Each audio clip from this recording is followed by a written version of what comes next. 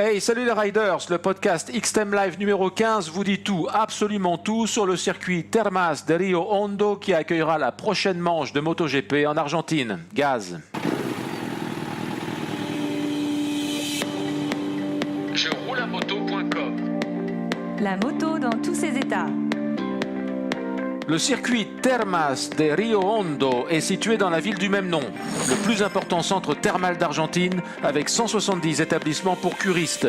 Les eaux sont réputées pour soigner l'hypertension artérielle et les rhumatismes.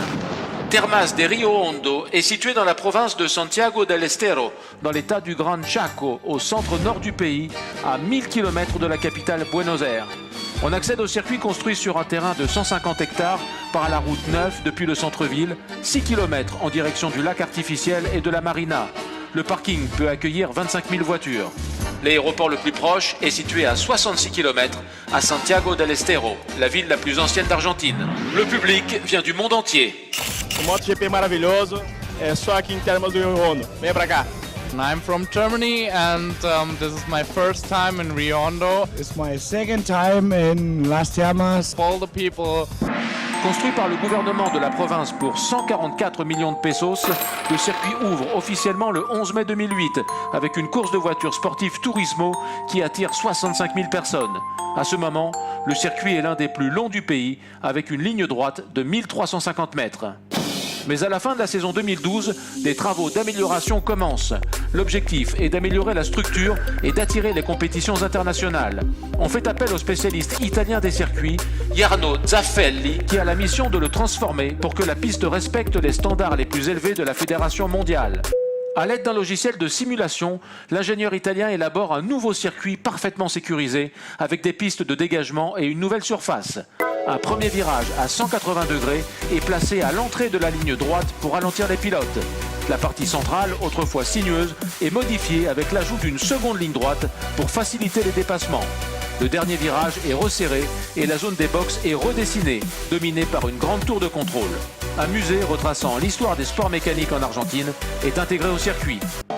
Mission accomplie, la Fédération internationale de motocyclisme insère le nouveau circuit Termas de Rio Hondo dans le calendrier MotoGP 2013.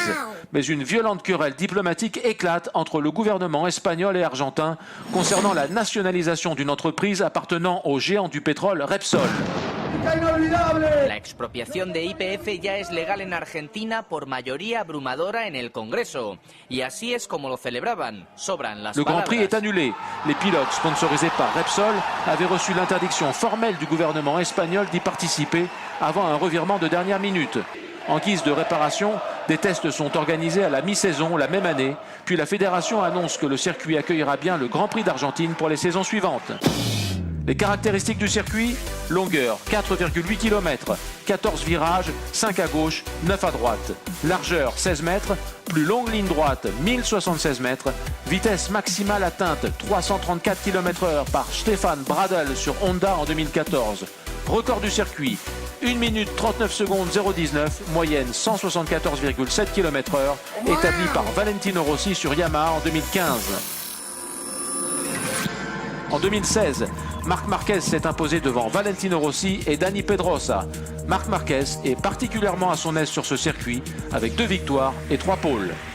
25 tours de circuit, 120,2 km sont au programme le 9 avril prochain pour le Gran Premio Motul de la República Argentina.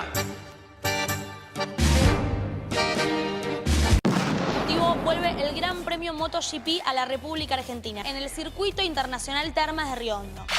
Podremos revivir el inolvidable duelo entre Valentino Rossi y Marc Márquez y ver en acción a los mejores pilotos del mundo en uno de los circuitos más veloces y espectaculares del calendario. Merci à tous d'avoir suivi ce podcast. N'oubliez pas de vous abonner à notre chaîne YouTube. On se retrouve la semaine prochaine. Ciao!